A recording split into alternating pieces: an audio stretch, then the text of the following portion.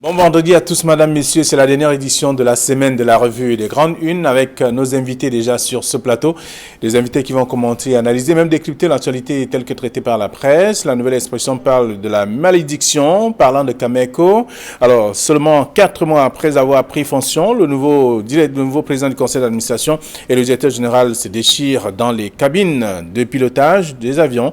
C'est ce que le journal propose en page 3. Le même journal parle également de la crise sociopolitique. Yaoundé fonce tête baissée, parlant notamment de la condamnation à vie d'Ayoub Tabé et compagnie, et 9 autres leaders anglophones, ce qui également survient au moment où la communauté internationale s'active pour baisser la tension politique. C'est en page 7. Le journal s'intéresse aussi à 23 ans après la prophétie des évêques dans une lettre pastorale datée du 6 novembre 1996. Les évêques du Cameroun condamnaient fermement le tribalisme et les discours de haine en page 2. On s'intéresse aussi à l'affaire MRC, Mouvement pour la Renaissance du Cameroun. Des avocats saisissent la France. Ils ont adressé une lettre à Jean-Yves Le Drian pour obtenir des autorités camerounaises qu'elles mettent un terme à ces procédures totalement inique, en page 11 du journal disponible. C'est la nouvelle expression. Le messager, pour sa part, parle de transport aérien. Galebi Beye, Indipendi, couteau en zone de turbulence. Le journal parle le PCA demande au directeur général d'annuler le répertoire, le redéploiement du personnel au mépris des orientations stratégiques. C'est en page 4 de ce quotidien, le quotidien Le Messager, disponible en kiosque ce matin et d'autres informations également. On parle de l'évacuation sanitaire dans l'œil du Sahel, l'accord secret entre Yves-Michel Fosso et l'État du Cameroun. C'est en page 3. Le journal parle aussi de l'extrême nord où 45 000 élèves du cours moyen deuxième année sans acte de naissance, et aussi la catastrophe des écarts, le bilan des indemnisations au 31 juillet 2019. C'est à découvrir dans le journal Les du Sahel ce matin. Et puis le journal Mutation parle de Rebellote, Camer Quack. C'est ce que le journal propose comme titre ce matin pour parler de l'ambiance qui règne à Cameco en ce moment entre le PCA, le président du conseil d'administration, et le directeur général. C'est à découvrir dans le journal. Le journal a d'autres informations aussi, tout comme Info Matin qui s'intéresse à cette même actualité. Les dessous du clash à lire en page 3 du journal, qui est également en kiosque avec d'autres informations. Le journal Le Jour parle d'arrestation massive d'opposants au Cameroun. Lettre verte au ministre français des Affaires étrangères à lire en page 3 du journal. Le même journal parle aussi de l'autorégulation. Les journalistes à l'école de l'autocensure à découvrir dans le même journal disponible ce matin. UMS de Loum entretient le rêve. C'est là, on parle de la Ligue des champions avec notamment cette équipe de football qui aujourd'hui se bat tant qu'elle peut, tant que ça peut marcher, en tout cas pour jusqu'ici, avec notamment malgré les difficultés évoquées au sein de ce club. Le journal Émergence parle ce matin de la condamnation de Sissoko Ayoub Tabé et compagnie. Quel impact sur la guerre en région anglophone? C'est une question, mais avec 11 experts qui s'affrontent justement. Et aussi, on peut parler d'autres sujets, notamment Cameco, guerre ouverte entre Galebi Beye et Ndipendi. C'est dans le journal Émergence ce matin. Cameroun Tribune, pour sa part, parle de sécurité intelligente. Le bon en avant, c'est le grand titre du journal, pour parler également de ce qui va désormais être fait dans le cadre de la surveillance des personnes et des biens au Cameroun, la sécurité des personnes et des biens. Le Premier ministre a inauguré le centre hier du côté de Yaoundé, à lire dans le dossier proposé par Cameroun Tribune. Le quotidien de l'économie parle de production avec le directeur général de la CEMRI qui s'explique chez le ministre du Commerce par rapport à la quantité de riz qui pourrait satisfaire la demande locale. C'est à découvrir dans le journal également et d'autres informations aussi. Voilà ce que la presse nous propose, celle que nous avons reçue à notre rédaction. Georges Semé, bonjour et bienvenue. Merci, bonjour à vous, M. Ndongo, bonjour à tous les téléspectateurs de cette émission. Merci d'être là avec nous ce vendredi, comme tous les vendredis d'ailleurs. Camille, bonjour. Flavien Valodongo, bonjour. Bonjour Georges Semé, bonjour téléspectateurs de Kinox Télévision. Alors, avec vous, nous faisons le tour de quelques sujets proposés par la presse. Voyez-vous, nous commençons par Cameroun Tribune qui parle de sécurité intelligente, le bon en avant. Comme pour dire que désormais, ce qui croyaient être caché seront démasqués maintenant. Non, ce n'est pas que c'est pas une question de personnes qui étaient cachées. Le Cameroun est en train de s'arrimer à l'environnement international. Il est tout à fait normal que dans une ville, il y ait ce qu'on appelle des caméras de surveillance pour non seulement avoir des informations en temps réel sur les différents axes de la cité, les différents trucs de la cité, et même d'éventuelles difficultés.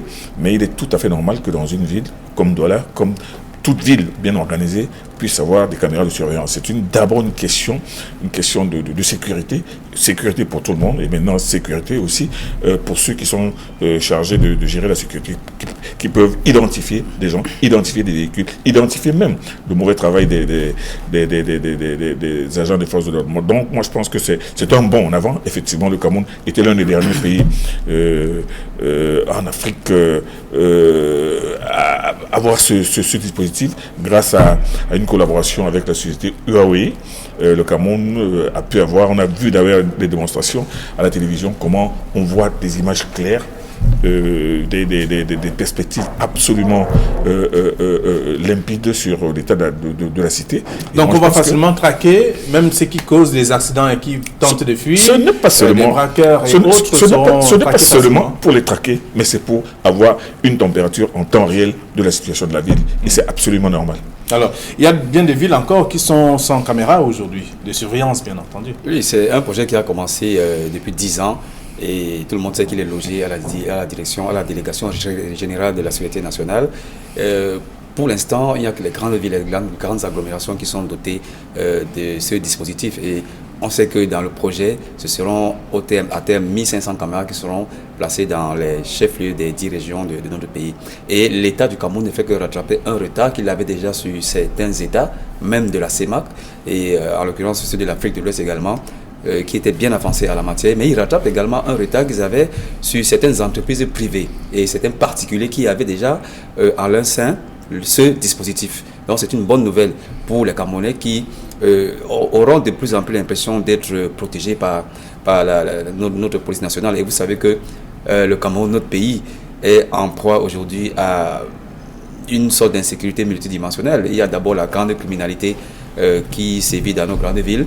Nous avons également la menace terroriste avec le phénomène Boko Haram qui n'est plus seulement cantonné du côté de l'extrême nord, qui a des cellules dormantes dans les grandes agglomérations également. Donc il y a ces formes d'insécurité qui militent en ce que le Cameroun s'arrime à cette norme internationale de protection de ses citoyens et une sorte de garantie de sécurité pour préserver l'intégrité de son territoire. Et je pense que on gagnerait à ce que le poste Data Center qui a été inauguré hier ne soit pas seulement centralisé du côté de Yaoundé. On aimerait bien avoir à terme des représentations au niveau régional, par exemple dans une ville comme Douala, qui a un niveau d'insécurité un peu plus élevé que celui de Yaoundé. On aimerait avoir ce type d'infrastructure sur place à Douala au lieu de centraliser toutes les informations du côté de Yaoundé. Mais vous savez très bien, Georges, c'est qu'à Douala, il y a déjà des caméras de surveillance qui sont installées un peu partout, mais qui ne sont pas encore opérationnelles. Mais pour que ces caméras puissent être à point, puissent remplir leur rôle, il faudrait aussi qu'il y ait de la lumière. Parce qu'à Douala, vous voyez bien que les rues sont sombres, il n'y a pas d'électricité. Et ces postes fonctionnent avec l'électricité. Il faut de la lumière dans les rues, il faut de l'électricité pour alimenter ces postes de surveillance. Donc, pour que ces nouveaux gadgets puissent jouer leur rôle maximal, il faut absolument que la donne électricité puisse être réellement implémentée. Alors, c'est le journal Cameroun Tribune qui propose à la une maintenant, parlant de sécurité intelligente, le bond en avant. C'est le dossier que je vous invite à lire dans le journal Cameroun Tribune et qui a également d'autres informations. Il y a également l'œil du ciel de ce matin qui s'intéresse à l'évacuation sanitaire, l'accord secret entre Yves Michel Fosso et l'État du Cameroun. Dans le journal, on apprend que l'État n'a même pas déboursé un franc pour son évacuation sanitaire. Qui a donc payé la note? Je pense qu'il y a un texte qui régit les évacuations sanitaires au Cameroun et ça concerne les membres du gouvernement et certains hauts commis de l'État. Et je pense que Yves Michel Fosso ne rentre pas dans ce cadre-là. Donc, je pense que peut-être aurait-il bénéficié d'un financement privé. C'est vrai que c'est un homme d'affaires qui à quelques soucis financiers, mais je crois qu'il garde encore une certaine fortune assez conséquente. Et bien évidemment, son papa lui-même, qui est considéré comme l'homme des plus riches du Cameroun, aurait peut-être mis la main dans la poche pour faciliter son évacuation en termes de financement. Donc je pense que au-delà de l'aspect financier, bien évidemment, il y aurait eu un accord secret entre Michel Fotso et l'État du Cameroun, avec à la grande manœuvre, bien évidemment, le président de la République. Jusqu'aujourd'hui, il est très difficile d'avoir les tenants et les aboutissants de cet accord, mais on sait quand même que après l'épisode Essimi Meigné, qui a été évacué alors il avait mal à partir avec la justice, il a fallu l'autorisation du président de la République, et je suis certain, presque sûr que Michel Fotso a également bénéficié d'une autorisation spéciale du président de la République pour être évacué, en dehors de ce qu'il pourrait bien évidemment avoir un accord secret qui aurait été signé entre la famille Fotso et l'État du Cameroun. Mais je crois qu'il reste toujours sous le coup de l'opération Épervier. Son évacuation n'enlève pas les sanctions pénales, les infractions pénales pour lesquelles il est aujourd'hui en prison. C'est une évacuation sanitaire à but humanitaire, et rien ne dit que si il est rétabli, il sera ramené au pays, et rien ne dit également qu'il va encore revenir au pays. Donc je crois qu'il y a certainement quelque chose de secret qui a été signé entre l'État du Cameroun et la famille Fotso. Alors, le journal se demande également où est-ce qu'il est allé véritablement au Maroc ou alors en Europe. C'est autant de questions que se pose le journal, mais les réponses ne sont pas données véritablement. Je pense que le journal aurait dû commencer par se poser des questions sur l'accord secret. Il aurait dû mettre l'accord secret entre Yves Michel Fotso et Paul Biya, point d'interrogation. Parce qu'en réalité, en lisant cet article, on se perd dans les conjectures et dans les supputations. Oui, Paul Biya aurait. Mais s'il y a un accord secret, il faut qu'il reste secret. Tant qu'il est divulgué à la connaissance de tout le monde, il n'est plus secret. En réalité, il s'est passé quelque chose. Le chef de l'État a pris sûrement la décision de le laisser aller se faire soigner, parce qu'il était vraiment au plus mal, hospitalisé depuis plusieurs mois à l'hôpital de la Caisse. Donc il est malade, il est gravement malade. Bon, je pense que si le président de la République a pris l'option de pouvoir le faire partir, de pouvoir lui donner l'opportunité d'aller soigner, c'est sur la base d'un certain nombre de considérations. Maintenant, les gens cherchent à savoir pourquoi, comment et pourquoi lui et pas les autres. Oui, c'est absolument important, mais j'ai l'impression que la presse force un peu la comparaison avec le cas Essimi Meigné. Essimi Meigné n'était pas condamné, Essimi Meigné n'était pas en prison, Essimi Meigné venait d'être débarqué d'un gouvernement, il est tombé malade, il a peut-être senti le vent tourner et souffler très très fort dans sa direction, et il a pris les devants, et il a pu obtenir la permission d'obtenir une évacuation sanitaire, ce qui n'est pas le cas pour Yves Michel Fotso, qui lui a été condamné et qui était déjà en prison depuis 9 ans. Il ne faut pas oublier qu'il a passé 9 ans déjà en prison, et que maintenant, obtenant la possibilité d'aller se faire soigner en Europe, bon, les gens se demandent, dans ce journal, vous pouvez dire qu'il serait à l'hôpital américain de Paris, dans l'autre, il serait dans un autre journal, on parlerait de Rabat. Tu as dit que Michel Fotso est parti du Cameroun par l'accord du président de la République. Bon, pour le reste, moi je pense qu'il faudrait peut-être attendre pour savoir exactement ce qu'il y a en dessous. Mais toujours est-il que Yves Michel Fotso ne peut pas bénéficier de l'argent de l'État, comme c'est le cas pour certaines autres personnalités, comme certains anciens commis ou anciens au Irak. Lui-même a suffisamment d'argent, sa famille a suffisamment d'argent, et ce n'est pas parce qu'il est en prison depuis 9 ans qu'il n'a pas les sociétés qui continuent à tourner à travers le monde. Donc moi je pense que la prise en charge de sa maladie ne retombera pas, ne sera pas de la responsabilité de l'État du Cameroun, mais tu vois, qu'il est parti aujourd'hui. Bon, les journaux n'ont qu'à continuer à spéculer. Encore que c'est un accord secret, tel que dit l'Édit Sahel. C'est pour ça que les gens cherchent à percer le secret. Alors, dans le journal, toujours dans le même numéro de ce matin, on peut parler de la lutte contre Boko Haram, avec un soutien d'une valeur pratiquement de 150 millions de francs CFA au comité de vigilance dans le Septentrion, voyez-vous, Camille Nélé, ce sont des gens qui se battent au quotidien pour assurer la sécurité des personnes au niveau et même des biens dans certaines localités de l'extrême nord. Et le ministre, le gouverneur de cette partie du pays qui continue donc à travailler avec ces gens pour garder des bonnes relations, parce que pour avoir une sécurité, il faut qu'il y ait des bonnes relations entre ceux qui s'occupent de la défense et les populations. Il faut dire que sans ces comités de vigilance, je pense que ça aurait été une hécatombe, parce que l'armée seule n'aurait pas pu contenir ces vagues de djihadistes venus du Nigeria pour venir faire du mal au Cameroun. Et on voit d'ailleurs tous ces derniers temps à la télévision le gouverneur de la région de l'extrême nord, le gouverneur Midiawa Bakari, qui a commencé la semaine dernière par le Logone Chari du côté de Kousséri, où il a effectivement donné au comité de vigilance l'aide et l'encouragement du chef de l'État qui s'évalue en plusieurs centaines de millions, non seulement en espèces et en nature, et même des téléphones. C'est-à-dire que pour que ces comités de vigilance ne soient pas obligés d'utiliser des sifflets ou bien d'avoir des arcs pour faire face aux djihadistes, mais pour pouvoir signaler rapidement peut-être des déplacements suspects de ces gens. Donc, après le Logone Chari, le gouverneur a pris son bâton de pèlerin pour descendre vers le Mayo Sava. On l'a vu à Mora. Ce sont des localités en tout cas très très dangereuses qui ont été très surtout quand nous sommes à la veille de la rentrée scolaire.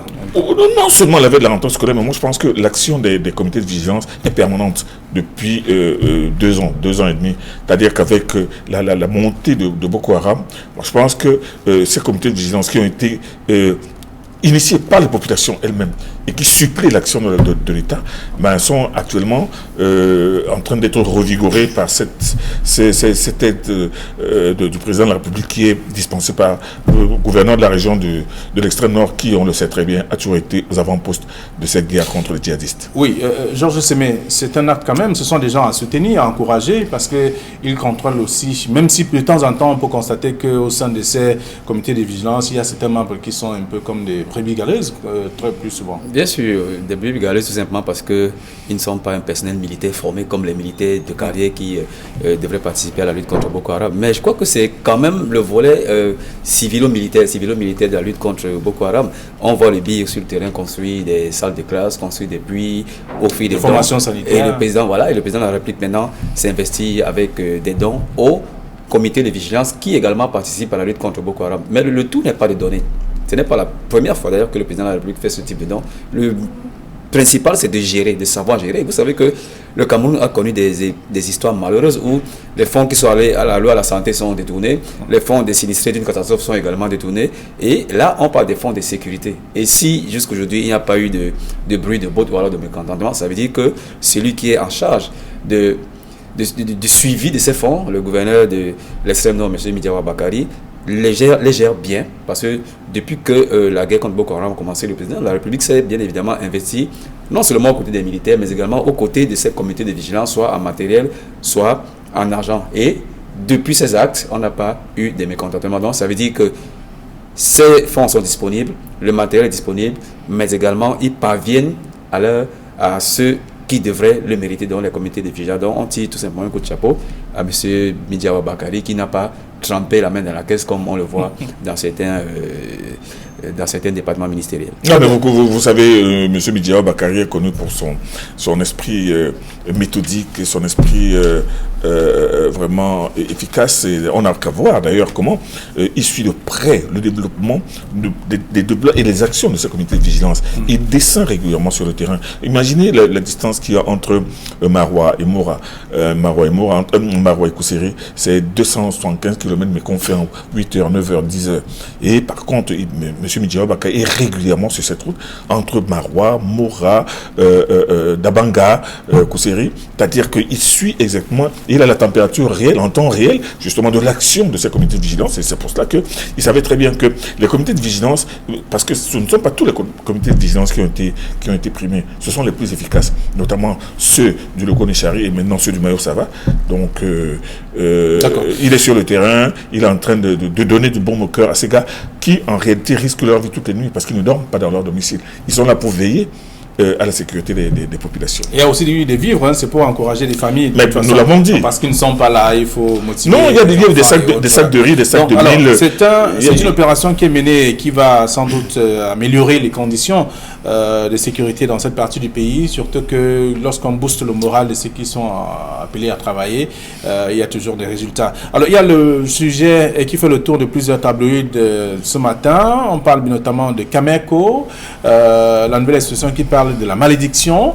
Il y a également le messager qui parle de Ngali Bibé et Ndipendi Okuto en zone de turbulence. On voit bien Mutation qui parle de Kamekwak plutôt, et également Info Matin qui parle des dessous même du clash de Cameco, et bien d'autres tabloïds qui s'intéressent à ce sujet. On comprend justement qu'il y a de l'électricité dans l'air à ce niveau. Oui, je pense que la Cameco a été créée en 2006 officiellement, et elle a démarré ses activités en 2011. Et depuis ce démarrage d'activité, il n'y a que des histoires de mélodrames au sein de cette entreprise qui est encore à capital unique.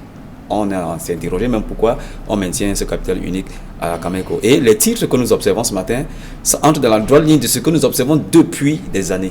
Non, je pense que cette entreprise, même s'il y a des changements réguliers de son top management, reste toujours dans les travers de la mauvaise gestion et des conflits.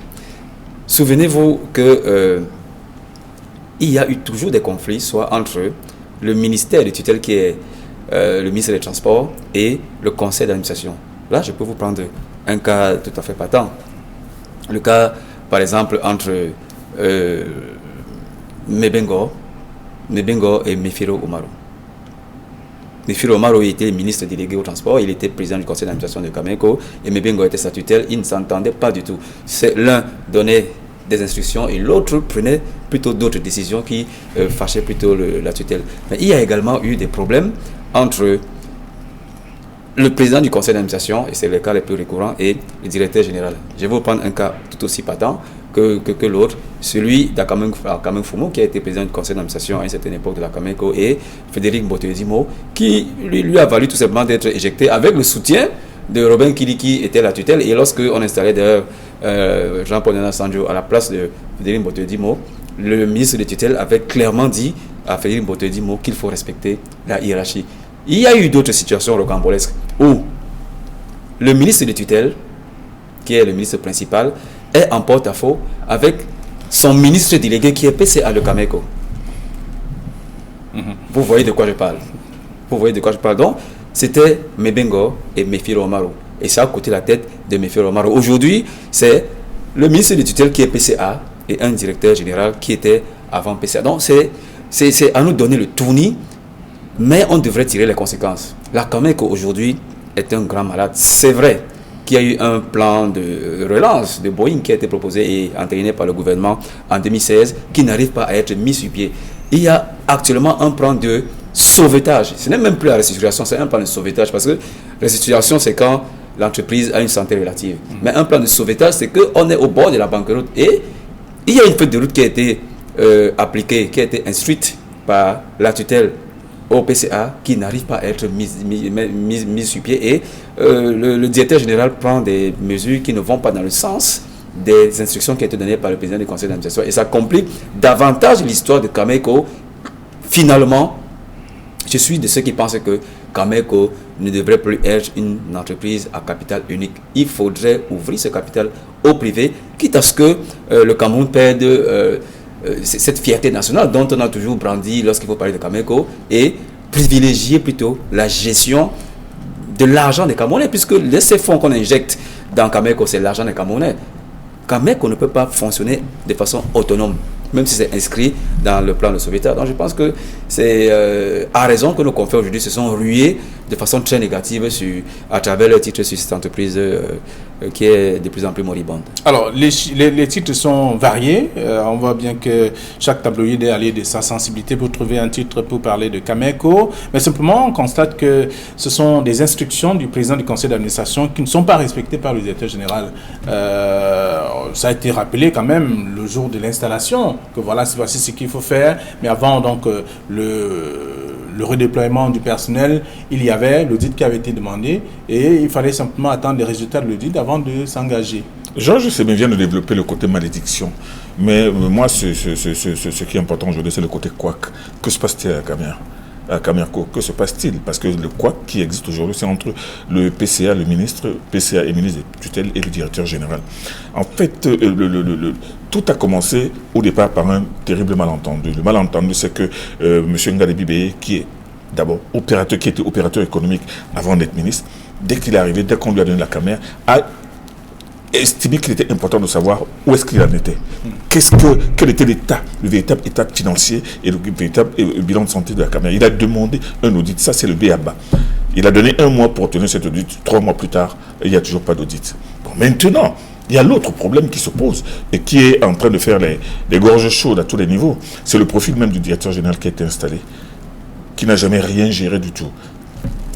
Après un bac A, il va à l'université de Chang. Après l'université de Chang, il entre à l'ENAM. Après l'ENAM, il sort de l'ENAM pour aller être en complément d'effectif au ministère des Relations extérieures. C'est de là qu'il part pour se retrouver chef du cabinet de secrétaire général de la présidence de la République. Et de ce poste qu'il est déjà nommé PCA de la caméra avant de devenir simplement directeur général. Ça veut dire qu'on a affaire à quelqu'un qui n'a jamais rien géré, qui ne sait rien de la gestion même d'une boutique. Donc ça pose déjà un problème pour gérer pour gérer une société ordinaire, mais combien de fois une société compliquée comme celle-là. Alors il se fait que depuis qu'il est arrivé, il sait très bien que lui-même, quand du temps où il était PCA, il estime, puisque les textes de Camerco disposent bien de ce que c'est le conseil d'administration qui peut procéder à la nomination sur proposition du directeur général. Et quand lui, il était PCA, il n'a même jamais donné la possibilité à son prédécesseur de nommer même un chef d'agence. Mais aujourd'hui, il décide tranquillement de nommer 70 personnes au mépris de cette première et élémentaire disposition qui fait qu'il faut qu'il requiert, qu'il propose au conseil d'administration. Ce n'est pas au président du conseil d'administration, mais au conseil d'administration des nominations. Il n'est pas fait. L'autre couac, c'est qu'en pleine crise anglophone, au moment où ça chauffe le plus, voilà un monsieur qui décharge tous les hauts responsables anglophones de leur charge. De certains, il les enlève, il les envoie ailleurs, il les mute, ou alors il les licencie, et d'autres, il leur donne plus aucune fonction. Ça continue à maintenir le malaise. Donc, qu'est-ce qui se passe? Il se passe que, non seulement le PCA, qui connaît très très bien la maison, qui connaît la réalité, qui sait très bien que le directeur général d'aujourd'hui n'avait jamais donné la moindre coudée franche à son prédécesseur, qui était directeur général, quant à la gestion quotidienne. Maintenant, lui, il est en train de se comporter comme un PDG. Et c'est pour ça que M. Ngale Bibeye, ce n'est pas une affaire de personne, mais c'est une affaire de respect du texte. Et c'est ce qui crée aujourd'hui ce couac qui fait que le directeur général se comporte exactement comme un PDG qui estime n'avoir de compte à rendre ni au conseil d'administration, ni au président du conseil d'administration. Vous pensez bien que il rend compte à qui? Mais il rend compte au conseil d'administration. Oui, mais puisque ce n'est pas le cas maintenant. On voit bien que... Non, mais c'est pour ça donc il y a ce quoi aujourd'hui, parce que alors nous en sommes, le Premier ministre a été saisi du dossier. Il estime qu'il faut absolument que ce directeur général respecte la feuille de route, la feuille de sauvetage. Et maintenant, le B.A.B.A. demandé par le ministre et président du conseil d'administration, quand il est arrivé, c'est l'audit n'a pas été donné depuis 3 mois, alors que le ministre avait donné 1 mois. Ça veut dire que depuis que Ngale Bibeye, le top management est là depuis 3 mois, en fait, personne ne sait rien de la situation actuelle. C'est pour ça que Ngale Bibeye, qui est quand même un gestionnaire connu, qui a d'abord travaillé dans un poste de direction. Vous l'avez dit, c'est un homme d'affaires au départ. Un homme d'affaires qui sait de la gestion quotidienne. Ce qu'on appelle de gestion. Alors, on prenait encore l'exemple ce matin, on disait que Camerco est comme une femme qui a divorcé plusieurs fois. Lorsque vous la prenez, il faut trouver quand même des moyens pour pouvoir la manager. Oui, c'est une belle description graphique que vous faites là, mais je pense que il faut respecter les instructions qui ont été données au sorti du conseil d'administration qui a vu la nomination de M. Difendi comme directeur général. C'est un plan de sauvetage et il faut sauver Camerco. Il faut sauver Camerco. Et 3 mois après, on n'a même pas encore fait le point. Il y a eu beaucoup d'argent des Camerounais qui a été injecté dans cette entreprise sans qu'on ait le moindre résultat positif, sans qu'on ait la moindre lisibilité. Et ça dure depuis 2011. Et si, cette fois-ci, le gouvernement entreprend qu'on fasse un audit. D'abord, un audit des infrastructures, des finances, c'est tout à fait légitime. Et le directeur général devrait respecter ce canevas de sauvetage avant de prendre toute décision. Soit, s'il ne le fait pas, soit il rentre dans un bras de fer, soit c'est de l'insubordination, soit il ne connaît pas son travail. Et il faut en tirer les conséquences parce que c'est encore de l'argent que les Camerounais vont perdre pour rien parce qu'il y a des gens qui ne veulent pas respecter les textes. Oui, mais en fait, aujourd'hui, le titre de la nouvelle expression, la malédiction, est-ce qu'on va donc dire que c'est une malédiction? C'est cette malédiction que je se mets à relater aujourd'hui avec toutes les péripéties, toutes les turbulences connues dans cette maison depuis sa création. Mais la malédiction aussi, c'est avec ces directeurs généraux successifs qui, avec plus ou moins de bonheur et plus ou moins de malheur, se relaient à la tête de Camerco. Mais maintenant, l'autre malédiction, c'est qu'on se retrouve aujourd'hui avec un directeur général, lui-même qui n'a jamais rien géré du tout, qui sort du cabinet du secrétaire général de la présidence de la République. Il y a des gens qui estiment qu'ils pensent ne rien devoir à rendre comme compte au conseil d'administration, tout simplement parce qu'il sort de là où toutes les décisions se prennent. Donc ce problème se pose aujourd'hui parce que non seulement le président du conseil d'administration, le conseil d'administration et même le premier ministre aujourd'hui sont touchés par la situation de malédiction et de couac à l'intérieur de la Camer. Camer couac, c'est mutation qui titre ainsi. J'ai beaucoup aimé le titre. La nouvelle expression, la malédiction, parlant de Cameco, et bien d'autres tabloïds qui s'intéressent justement à cette actualité. Alors, autre chose, on va parler notamment de ce que le jour nous propose, parlant d'arrestation massive d'opposition, d'opposants au Cameroun, lettre verte au ministre français des Affaires étrangères. C'est la suite notamment de plusieurs revendications qui sont faites sur la situation sociopolitique au Cameroun. Écoutez, ce n'est pas la première fois que le camp Camto saisit soit des institutions internationales, soit des ministres internationaux. Ils ont fait un important lobbying du côté des Nations Unies, ça fait pchit. Ils en ont fait un autre du côté de l'Union africaine, ça a également fait pchit. Et cette fois-ci, ils saisissent un ministre français, notamment Yves Le Drian, le ministre des Affaires étrangères, pour faire pression sur le Cameroun pour qu'il y ait une issue favorable à la condition de M. Camto et des prisonniers du MRC qui ont été arrêtés dans le cadre de la crise post-électorale. Mais vous savez que M. Biya est cette espèce de président sur qui on n'exerce pas des pressions. Soit il vous écoute religieusement et n'applique pas ce que vous faites, soit il vous écoute encore, mais il applique ce que vous lui demandez à sa façon. Par exemple, le cas de Yves Michel Foto, il y a des voix qui se sont levées en faveur de sa libération. Qu'est-ce qu'il a fait? Il a utilisé son état de santé pour l'envoyer du côté de l'extérieur. Donc, il vous maintient dans une situation de quiproquo qui vous décontenance vous-même. Donc, je crois qu'avec l'affaire Camto, il a subi d'énormes pressions, mais aujourd'hui... C'est la même méthode utilisée? Voilà, il est toujours droit dans ses bottes en laissant la justice faire son travail et peut-être il pourra intervenir en son temps, soit de façon administrative, soit de façon législative, parlant de l'amnistie, bien évidemment. Donc, ces pressions ne servent absolument à rien. Il est le maître du temps, il est le maître de la justice, comme on le sait, et il saura peut-être prendre une décision favorable contre M. Camto et ses affidés, mais ce n'est pas à travers des lettres de pression ou alors des injonctions qui sont venues d'ailleurs qu'il décidera d'une issue favorable en faveur de M. Camto. Alors, le titre du quotidien Le Jour ce matin, Camille Nelly, parlant de cette lettre ouverte au ministre français des Affaires étrangères, c'est pour mettre la pression. C'est une lettre ouverte. C'est une lettre ouverte qui a été publiée par le journal Le Jour. Je ne sais pas si Yves Le Drian lit Le Jour pour savoir qu'il y a une lettre ouverte qui lui a été envoyée. Mais si c'est une correspondance qui lui a été envoyée directement, mais maintenant que l'on publie dans la presse... Il y a une correspondance, évidemment. Bon, maintenant, on va bien voir ce que ça va donner. Mais vous savez très bien que la situation du MRC et des détenus du MRC, c'est une situation qui dure et qui elle-même dure avec la complicité du MRC lui-même, puisque sur le plan judiciaire, les avocats de M. Camto multiplient et les procédures et multiplient les contre-procédures. Donc, ce n'est qu'une manœuvre de plus pour le MRC, mais seulement aller demander l'intervention des ministres des Affaires étrangères pour qu'ils viennent faire pression sur Paul Biya, ça vaut ce que ça vaut comme stratégie. La nouvelle expression parle de crise sociopolitique. Yaoundé défense, tête baissée, c'est le titre du journal. On peut parler de la condamnation à vie de Ayoub Tabé et compagnie, enfin, je veux dire 9 autres leaders, leaders anglophones, qui survient au moment où on s'attend, bien entendu, au moment où la communauté internationale s'active justement pour baisser la tension politique. Et également, dans le journal Émergence ce matin, on parle de quel impact sur la guerre en région anglophone et à côté des 11 experts qui s'affrontent déjà sur cette question. Bien, moi j'allais plutôt renvoyer une autre question à mes confrères d'Émergence. Que vaut encore Sisiko Ayoub Tabé sur la crise anglophone? A-t-il encore un impact réel sur le terrain, sur la partie opérationnelle de la crise anglophone? Vous savez qu'il y a quelques mois, il a été complètement démis de toutes les structures dont il était virtuellement à la tête. Et ceux qui ont posé des actes à Bamenda il y a 2 jours vous diront oui, qu'il a encore... je crois que c'était un épiphénomène. C'était juste un épiphénomène suite à cette condamnation. Mais en réalité, on ne voit rien de grave. Sisiko Ayuk Tabe a été celui qui a porté les rênes de ce combat sécessionniste. Il avait d'ailleurs demandé à rencontrer, en tant que président de la République, d'une République fictive, de rencontrer un président de la République qui, lui, avait un réel territoire et une véritable fonction.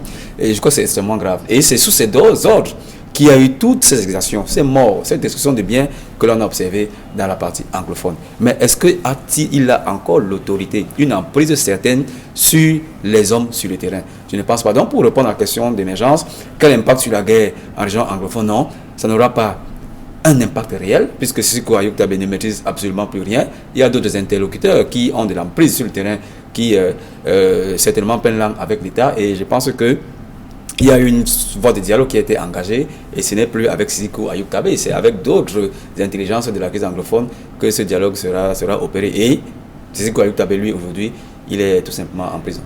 Kaminele? Non, vous savez, moi, je l'ai dit ici plusieurs fois, je suis tout simplement sidéré par la posture de ceux qui estiment que Ayuk Tabe, la condamnation d'Ayuk Tabe porte un coup dur au dialogue. Ayuk Tabe allait participer à ce dialogue en qualité de quoi? En quelle qualité? Il dit qu'il n'est pas camerounais. Il dit qu'il est le chef de l'État de l'Ambazonie. Et alors, vous voulez que lui, un Ambazonien, vienne discuter de quoi dans le problème camerounais qui existe aujourd'hui? En fait, il y avait des frustrations. C'est pour ça que moi je dis que les gens font toujours un amalgame assez vicieux entre la crise anglophone, c'est-à-dire que les revendications corporatistes qui ont été au départ, et maintenant la crise sécessionniste qui, elle, n'a rien à voir avec les revendications anglophones.